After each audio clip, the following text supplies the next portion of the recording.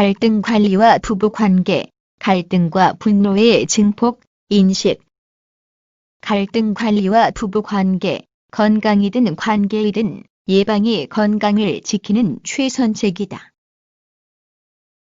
소 잃고 외양간 고치듯 부부관계가 악화된 뒤에 이를 개선하기보다는 결혼 초기부터 노력하고 올바른 역할 이해와 수행 안에서 좋은 관계를 유지하는 것이 훨씬 지혜롭다.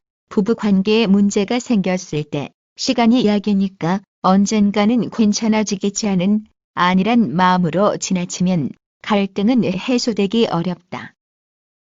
오히려 상처가 깊어져서 골마터지듯 상황이 더욱 악화되는 경우도 생긴다. 부부 사이에 수평적이 아닌 수직적 관계가 형성된 상태에서 우위에 있는 쪽이 다른 한쪽에게 강압적인 순종을 요구하는 경우가 있다.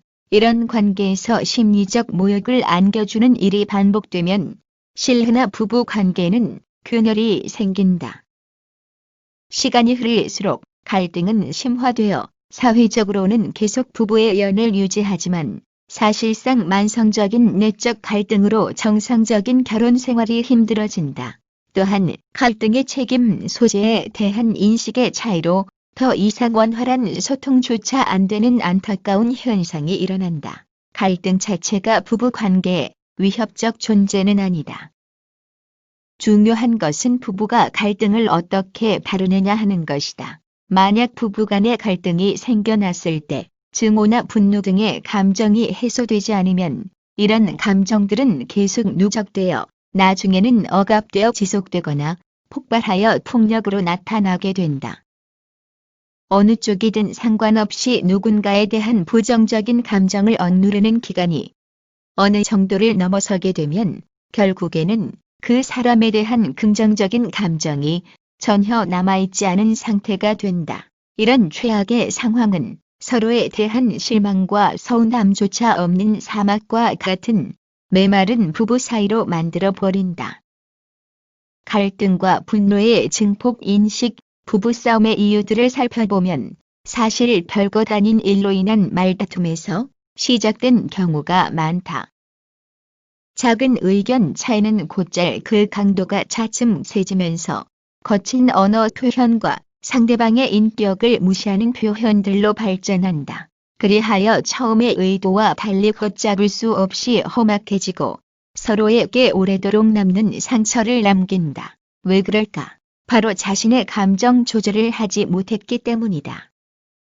평상시에는 안 그러다가 일단 다툼이 일어나고 분노가 증폭되면 이미 의지와 상관없이 활활 타오르는 감정의 이끌림에 따라 서로의 가슴을 마구 핥힌다. 그런데 이런 분노의 증폭 과정은 의식적으로 인식하기 어려운데 최고조에 이르면 더욱 그렇기 때문에 완화시키기는 더욱 어렵게 된다.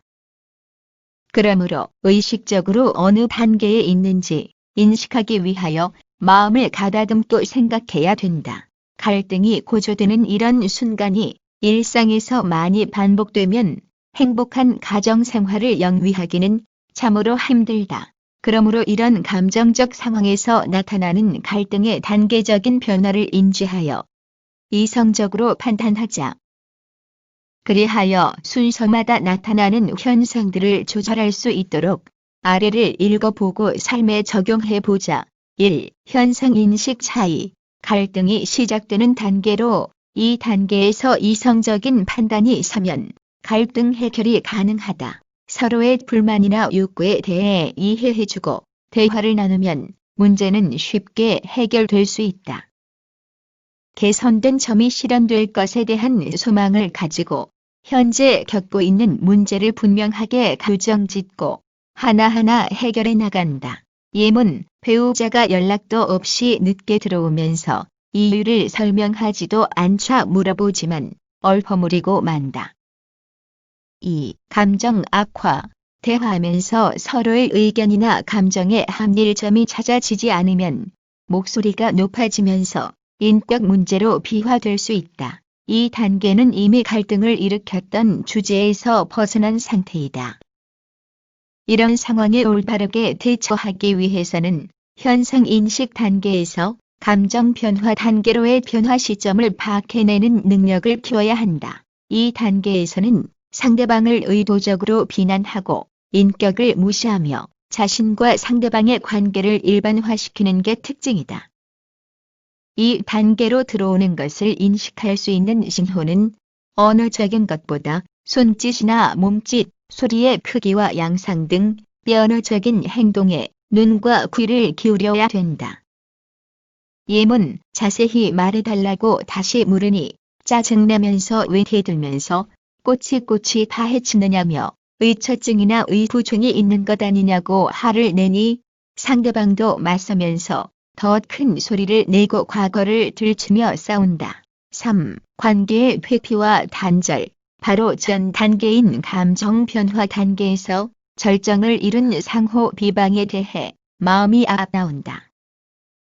관계를 지속하기 위한 일말의 노력에 허무함을 느끼게 되고 무관심해진다. 상대방과의 관계에서 아무것도 기대하지도 실망하지도 않으며 모든 감정적인 상태에서 스스로 자유로워진다. 예문, 문제의 해결이나 감정의 해소가 되지 않은 상태로 다른 방으로 휙 들어가거나 소파에 누워서 자고 나서는 서로 관심을 두지 않고 모른 채 한다. 4. 갈등 해소 또는 갈등 지속, 파국, 갈등을 줄이거나 해소할 수 있는 계기를 만들어 서로 화해하고 좋게 끝난다. 또는 계속 싸우다가 같이 살 길이 막막하니 헤어지자거나 이혼 서류를 들고 나타난다.